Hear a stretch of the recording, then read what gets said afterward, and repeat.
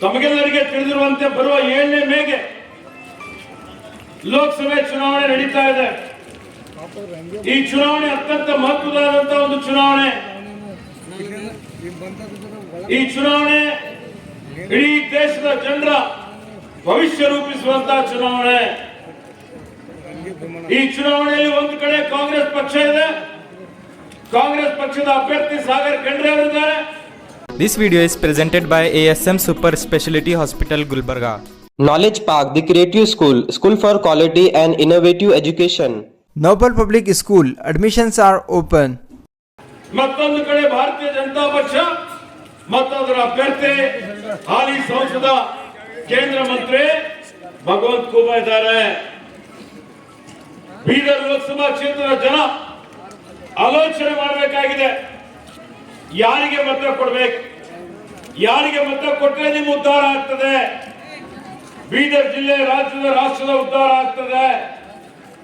ಆತ್ಮೀಯ ಬಂಧುಗಳೇ, ನೀವೆಲ್ಲ ನೋಡಿದ್ದೀರಿ, 10 ವರ್ಷ ಕೆಳಗಡೆ ಭಾರತೀಯ ಜನತಾ ಪಕ್ಷಕ್ಕೆ ಆಶೀರ್ವಾದ ಮಾಡಿ ಈ ದೇಶದಲ್ಲಿ ಜನ ಅಧಿಕಾರಕ್ಕೆ ತಂದ್ರು. ಆದ್ರೆ 10 ವರ್ಷದಲ್ಲಿ ಭಾರತೀಯ ಜನತಾ ಪಕ್ಷ ಏನ್ ಮಾಡ್ತು? ಅವ್ರು ಕೊಟ್ಟು ಒಂದಾದ್ರೂ ಮಾತನ್ನು ಈಡೇರಿಸಿದ್ದಾರಾ? 2014ರಲ್ಲಿ ಅವ್ರು ಹೇಳಿದ್ರು, ಏನ್ ಹೇಳಿದ್ರು? ಅಚ್ಚೇ ದಿನ ಆएंगे ಅಂತ ಹೇಳಿದ್ರು. क्या अच्छे दिन आए क्या भैया? भारतीय जनता पार्टी, ये भारतीय जनता पार्टी नहीं है, भारतीय झूठा पार्टी बोल के आप बोल सकते हैं. Sky Sunshine School, step towards better future. Admissions are open. Madina Public School, English medium with Hifzul Quran. Admissions are open. अभी झूठ इन्होंने कहा था स्विस बैंक में कांग्रेस लीडरों का काला धन है, वो धन लेके आएंगे और 15-15 लाख एक खाते में जमा करेंगे. क्या 1 रुपए तो जमा करेंगे? जमा करेंगे ना आपको? नहीं करे क्या जी? भाइयों बहनों, इन्होंने कहा था युवकों को 2 करोड़ उद्योग सृष्टि करेंगे. क्या उद्योग मिला युवकों को? 150 नौकरियां भी चले गए इनके कार्यकाल में. किसानों के लिए इन्होंने कहा था किसानों का आमदनी दुगुनी करेंगे. आमदनी तो दुगुनी नहीं हुआ, खर्च दुगुनी हो गया. फर्टिलाइजर का भाव बढ़ गया कि नहीं बढ़ गया? बोलो. ಇವತ್ತು ಡೀಸೆಲ್ ಬೆಲೆ ಹೆಚ್ಚಿಗೆ ಆಯ್ತಾ ಇಲ್ಲ? ಡಬಲ್ ಆಯ್ತಾ ಇಲ್ಲ? ಪೆಟ್ರೋಲ್ ಬೆಲೆ ಡೀಸೆಲ್ ಬೆಲೆ ಹೆಚ್ಚಿಗೆ ಆಯ್ತಾ ಇಲ್ಲ? ಗ್ಯಾಸ್ ಸಿಲಿಂಡರ್ ಬೆಲೆ ಹೆಚ್ಚಿಗೆ ಆಯ್ತಾ ಇಲ್ಲ? ಇವರು ಹೇಳಿದ್ರು कांग्रेस कार्यकालದಲ್ಲಿ ಬಹಳ ಬೆಲೆ ಏರಿಕೆ ಆಗಿದೆ, बहुत महंगाई है, हम अधिकार में आएंगे तो महंगाई को कम करके आधा दाम में आपको दे देंगे. डीजल पेट्रोल गैस सिलेंडर वगैरह दिए क्या? सब झूठ. देखिए इनका भाषण था, यूट्यूब में देखिए आप.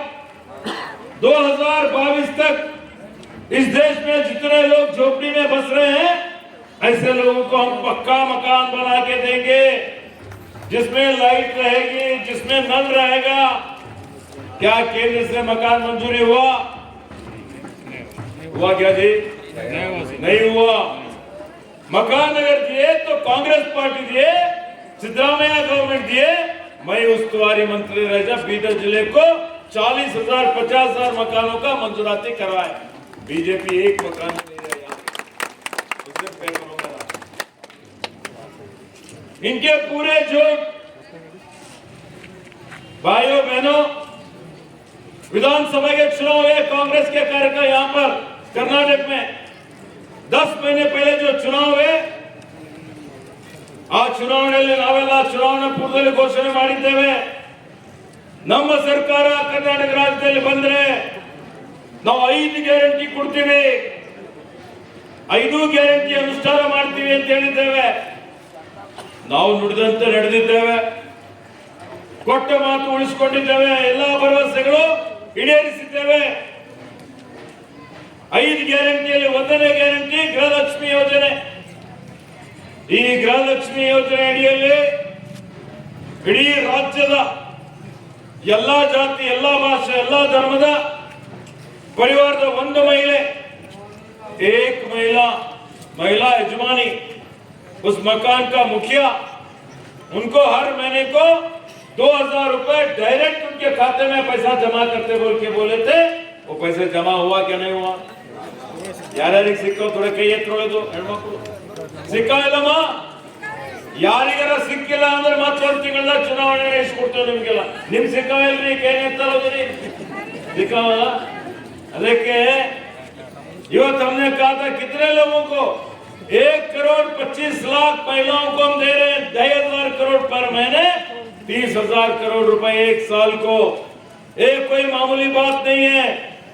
ये पूरे देश भर में सबसे बड़ा कल्याण कार्यक्रम अगर कोई सरकार कर रहा है तो कर्नाटक का सरकार, कांग्रेस का सरकार हम कर रहे हैं बोल के हम बहुत ही गर्व से बोल सकते हैं।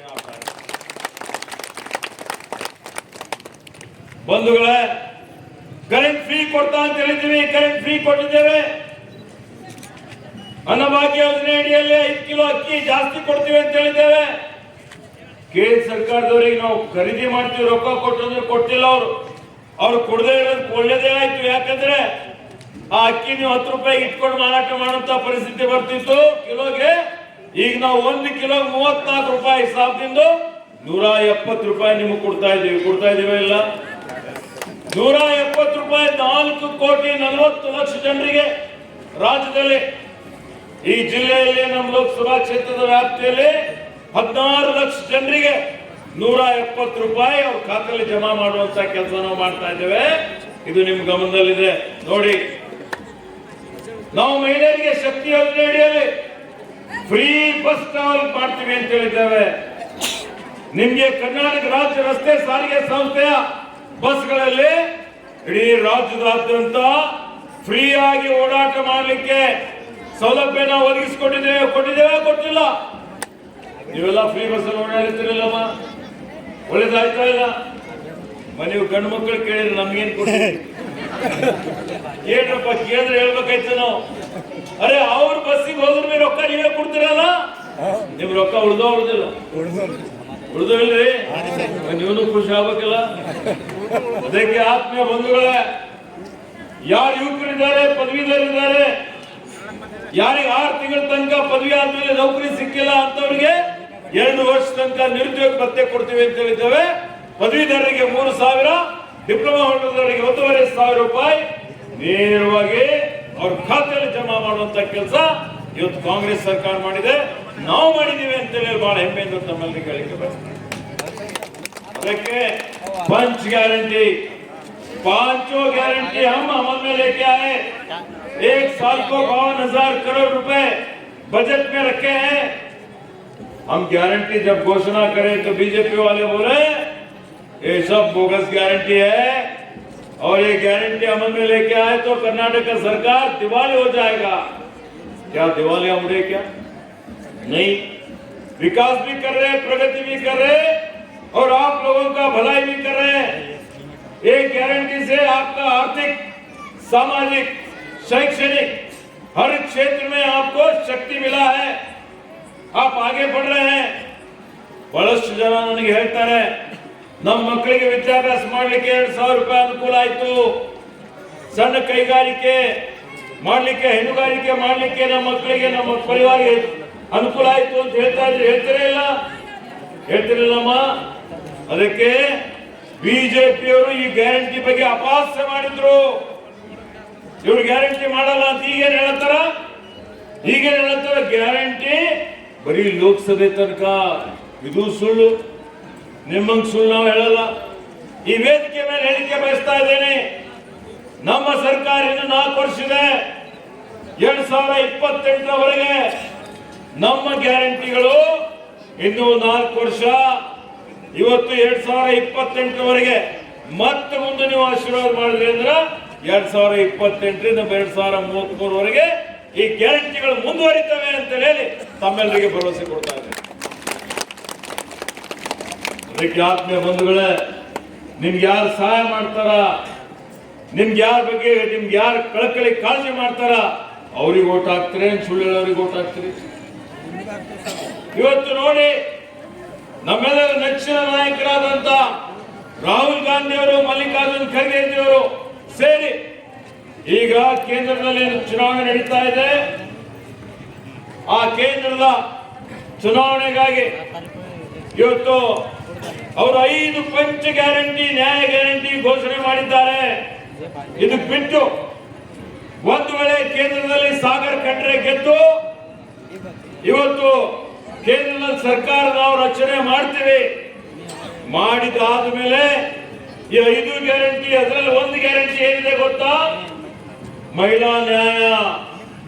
ಮಹಿಳಾ ನ್ಯಾಯ ಗ್ಯಾರಂಟಿ ಅಡಿಯಲ್ಲಿ ಪ್ರತಿಯೊಂದು ಮಹಿಳೆ, ಒಂದು ಮನೆ ಮಹಿಳೆ ಯಜಮಾನಿಗೆ ಪ್ರತಿ ವರ್ಷ 1 ಲಕ್ಷ, ತಿಂಗಳಿಗೆ 8,500 ಹಣ ನಿಮ್ಮ ಖಾತೆಯಲ್ಲಿ ಜಮಾ ಮಾಡ್ತೀವಿ ಅಂತೇಳಿ ನಾವು ಘೋಷಣೆ ಮಾಡಿದ್ದೇವೆ.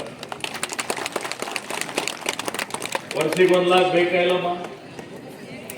ಬೇಕಾ? ಹೇಳದೆ ಹೋಗಿ ಹೇಳೋದ್ರ ಮತ್ ನಾವು ಬೇಕಾ? ಬೇಕಂದ್ರೆ ಯಾರಿಗೆ ಓಟ್ ಹಾಕ್ಬೇಕು? ಜೋರು ಹೇಳಿ ಕಾಂಗ್ರೆಸ್ ಹಾಕ್ಬೇಕು ಅಂತ. ನಿಮ್ 1 ಲಕ್ಷ ಬೇಕು ಅಂದ್ರೆ ಕಾಂಗ್ರೆಸ್ ಓಟ್ ಹಾಕ್ಬೇಕಾ ಇಲ್ಲ? ಹಾಕ್ಬೇಕು. ಅದಕ್ಕೆ ಇವು 24,000, ಆ 1 ಲಕ್ಷ ಎಷ್ಟಾದ್ರು 1,24,000 ರೂಪಾಯಿ ವರ್ಷಕ್ಕೆ ಬರ್ತಾವ. ನಿಮ್ಗೆ ಎಷ್ಟು? 1,24,000 ಲಕ್ಷಪತಿ ಆದ್ರೆ ಎಲ್ಲರೂ. ನಿಮ್ಮ ಲಕ್ಷಪತಿ ಯಾರಾದ್ರೂ ಮಾಡ್ಬೋದು ಅಂದ್ರೆ ಬರೀ ಕಾಂಗ್ರೆಸ್ ಪಾರ್ಟಿ ಮಾಡ್ಬೋದು, ಮತ್ತೆ ಯಾವ ಪಾರ್ಟಿನೂ ಮಾಡ್ಲಿಕ್ಕೆ ಸಾಧ್ಯ ಇಲ್ಲ. ಇವತ್ತು ಯುವಕರಿಗೆ ಒಂದು ಕಾರ್ಯಕ್ರಮ ಕೊಟ್ಟಿದ್ದೇವೆ, ಗ್ಯಾರಂಟಿ ಯುವ ನ್ಯಾಯ. ಯುವ ನ್ಯಾಯ ಅಂದ್ರೆ ಯುವಕರು ಯಾರು ವಿದ್ಯಾಭ್ಯಾಸ ಮಾಡ್ತಾರೆ ಅಂತವ್ರಿಗೆ ಅಪ್ರೆಂಟಿಸ್ಶಿಪ್ ಕೊಟ್ಟು ಇವತ್ತು 1 ಲಕ್ಷದವರೆಗೆ ಅವ್ರ ಮೇಲೆ ಖರ್ಚು ಮಾಡ್ತೀವಿ ಅಂತ ಹೇಳಿದ್ದೇವೆ. ಇವತ್ತು ರೈತರಿಗಾಗಿ, ರೈತರಿದ್ದಾರೆ ಎಲ್ಲ ಜನ. ಬಿಜೆಪಿ ಸರ್ಕಾರ ರೈತರಿಗೆ ಏನೂ ಮಾಡಿಲ್ಲ, ಬರೀ ಮೋಸ ಮಾಡಿದೆ. ನಮ್ಮ ಸರ್ಕಾರ ಕೇಂದ್ರದಲ್ಲಿ ಬಂದ್ರೆ ರೈತರ ಸಾಲ ಮನ್ನಾ ಮಾಡ್ತೀವಿ, ರೈತರ ಕೃಷಿ ಉತ್ಪಾದನೆಗೆ ಅದಕ್ಕೆ ಕಾಯ್ದೆ ಮಾಡ್ತೀವಿ ಅಂತ ಹೇಳಿದ್ದೇವೆ. ನೀವೆಲ್ಲ ಸೋಯಾಬೀನ್ ಬೆಳಿತೀರಿ, 4,000 5,000 ಸಿಗ್ಲತ್ತದ. ಕಾಯ್ದೆ ಆಯ್ತು ಅಂದ್ರೆ 7,000 ರೂಪಾಯಿ ಸಿಗ್ತದೆ ಕನಿಷ್ಠ. ನೀವೆಲ್ಲ ಲಕ್ಷಪತಿ ಆಯ್ತಾರೆ, ರೈತರೆಲ್ಲ ಆಯ್ತಾರೆ ಇಲ್ಲ? ರೈತರು ಯಾರಿಗೆ ಓಟ್ ಹಾಕ್ಬೇಕು? ರೈತ ಪರ ಇದ್ದು ಸರ್ಕಾರ ಓಟ್ ಹಾಕ್ತೀರ, ಸುಳ್ಳು ಹೇಳೋರಿಗೆ ಓಟ್ ಹಾಕ್ತೀರಿ. ಅದಕ್ಕೆ ಆತ್ಮೀಯ ಬಂಧುಗಳೇ, ಯಾರಿಗೆ ರೈತರ ಬಗ್ಗೆ ಕಳಕಳಿ ಇರ್ತದೆ, ಒಬ್ಬನೇ ಒಬ್ಬ ರೈತ ಭಾರತೀಯ ಜನತಾ ಪಕ್ಷಕ್ಕೆ ಮತ ಹಾಕಬಾರದು. ಇವತ್ತು ಇನ್ನೊಂದು ಶ್ರಮಿಕರ ನ್ಯಾಯ. ಯಾವ ಶ್ರಮಿಕರಿದ್ದಾರೆ ಕನಿಷ್ಠ ಅವರಿಗೆ ವೇಜಸ್, ದಿನ ಕೂಲಿ ಏನ್ ಬರ್ತದೆ, ನೀವು ಮನ್ರೇಗಾ ಮಾಡಿರ್ಬೋದು, ಯಾರಾದ್ರೂ ಮನ್ರೇಗಾದಲ್ಲಿ 308 340 ಕೊಡ್ತಾರೆ. ನಾವು ಕನಿಷ್ಠ ಇವತ್ತು ಕೂಲಿ 400 ರೂಪಾಯಿ ದಿನ ಕೊಡಲೇಬೇಕು, ಮಹಿಳೆಯರಿರ್ಬೋದು ಪುರುಷರಿರ್ಬೋದು ಅಂತೇಳಿ ಕಾಯ್ದೆ ಮಾಡಿದ್ದೇವೆ, ಘೋಷಣೆ ಮಾಡಿದ್ದೇವೆ. ಅದನ್ನು ಅನುಷ್ಠಾನ ಮಾಡ್ತೇವೆ. ಎಲ್ಲರ ಭಾಗಿದಾರಿಕೆ, ಜಾತಿ ಜನಗಣತಿ ಮಾಡಿ ಸಣ್ಣ ಸಣ್ಣ ಸಮುದಾಯದವರಿಗೂ ಸಾಮಾಜಿಕ ನ್ಯಾಯ ಕೊಡುವಂಥದ್ದು, ಆ ಕಾರ್ಯಕ್ರಮ ಅನುಷ್ಠಾನ ಮಾಡ್ತೀವಿ. ಸರ್ವರಿಗೂ ಸಹಬಾಳು ಅಂತೇಳಿ ಪಂಚನ್ಯಾಯ ಜೊತೆಯಲ್ಲಿ 25 ಗ್ಯಾರಂಟಿಗಳು ಕೇಂದ್ರದಲ್ಲಿ ಕಾಂಗ್ರೆಸ್ ಮುಖಂಡತ್ವದ ನಾಯಕತ್ವದ ಸರ್ಕಾರ ಇಂಡಿಯಾ ಬಂದ ಮೇಲೆ ಇವೆಲ್ಲವನ್ನು ಅನುಷ್ಠಾನ ಮಾಡ್ತೀವಿ ಅಂತ ಹೇಳಿ ನಮ್ಮ ನಾಯಕರುಗಳು ಘೋಷಣೆ ಮಾಡಿದ್ದಾರೆ. ಈ ಒಳ್ಳೆ ಘೋಷಣೆ ಇದಾವಲ್ಲಮ್ಮ. ಅದಕ್ಕೆ ಆತ್ಮೀಯ ಬಂಧುಗಳೇ, ಇವತ್ತು ಆಲೋಚನೆ ಮಾಡಿ, ನಮ್ಮ ಸರ್ಕಾರ, ನಮ್ಮ ಪಕ್ಷ ಏನ್ ಮಾಡ್ತಾ ಇದೆ, ಬಿಜೆಪಿ ಏನ್ ಮಾಡ್ತಾ ಇದೆ. ಬಿಜೆಪಿ ಬರೀ ಸುಳ್ಳಿನ ಸರ್ದಾರಗಳೆಲ್ಲ. ಈಗ ನೋಡಿ, ಬಿಜೆಪಿ ಅಭ್ಯರ್ಥಿ ಕೇಂದ್ರ ಸಚಿವ ಭಗವಂತ ಕುಮಾರ್ ಏನ್ ಕೊಡುಗೆ ಅದಪ್ಪ ಆಯ್ತು ಹೇಳಿ. ನಾರಾಯಣಪುರ್ಗೆ ಸಲ ಬಂದವರು ಬಂದರೇನ್ರಿ? ನಿಮ್ಮೂರಿಗೆ ಏನೋ ಮಾಡ್ಯಾರ, ರಸ್ತೆ ಮಾಡ್ಯಾರ, ಅನುದಾನ ಕೊಟ್ಟಾರ, ಸುಖ ದುಃಖದಲ್ಲಿ ಭಾಗಿಯಾಗಿದ್ದಾರ. ಮುಚ್ಚಳಂ ಬಂದಾರ ನಿಮ್ಮಮ್ಮ? ಮುಚ್ಚಳಂದು ಬಂದಿಲ್ಲ. ಗೋಟ ಬಂದಾರ? ಎಲ್ಲೂ ಬಂದಿಲ್ಲ. ಇತ್ತ ಬರೀ ಇವತ್ತು ಅಹಂಕಾರ, ದರ್ಪ, ದುರ್ವರ್ತನೆ, ಇವತ್ತು ಇವರ ಏನು ಅಹಂಕಾರದಿಂದ, ದರ್ಪದಿಂದ ಜನ ಬೇಸತ್ತು ಹೋಗಿದ್ದಾರೆ. ಸ್ವತಃ ಬಿಜೆಪಿ ಕಾರ್ಯಕರ್ತರೇ ನನಗೆ ಹೇಳ್ತಾರೆ ಫೋನ್ ಮಾಡಿ, ನಾವೆಲ್ಲ ಈ ಮನುಷ್ಯನಿಗೆ ಜನ ವಿರೋಧಿ, ಈತ ಭಗವಂತ ಕೋವಾ, ನಾವ್ ಯಾರು ಓಟ್ ಹಾಕಲ್ಲ, ಇವನಿಗೆ ತಿರಸ್ಕಾರ ಮಾಡ್ತೀವಿ ಅಂತ ಹೇಳಿ ಇವತ್ತು ಇಡೀ ಜಿಲ್ಲೆ ಭಗವಂತ ಖೂಬಾಗೆ ತಿರಸ್ಕಾರ ಮಾಡಿದೆ. ಇವತ್ತು ಕಾಂಗ್ರೆಸ್ ಪಕ್ಷ ಗೆದ್ದೇ ಗೆಲ್ತದೆ. ಇವತ್ತು ಬಿಜೆಪಿ ಸೋಲಲೇಬೇಕಾಗಿದೆ ಅನ್ನುವಂತ ಮಾತನ್ನು ಹೇಳಿಕೆ ಬಯಸ್ತಾರೆ.